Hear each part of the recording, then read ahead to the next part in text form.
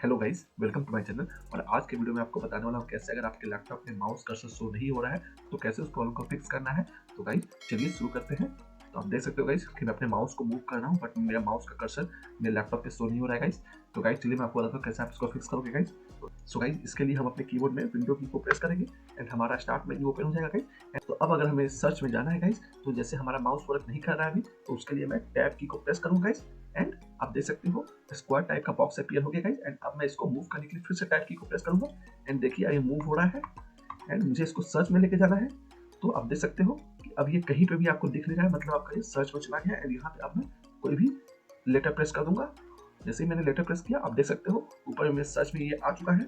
तो मैं यहाँ पे टाइप करूंगा टच पैड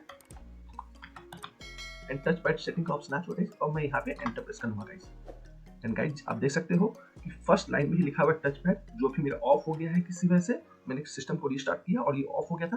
तो गाइज इसको ऑन करने के लिए मैं अपने कीबोर्ड में स्पेस प्रेस करूंगा और ये मेरा ऑन हो जाएगा। और जैसे ही ऑन होगा आप देख सकते हो कि मेरा माउस का कर्सर अपीयर हो गया है गाइज।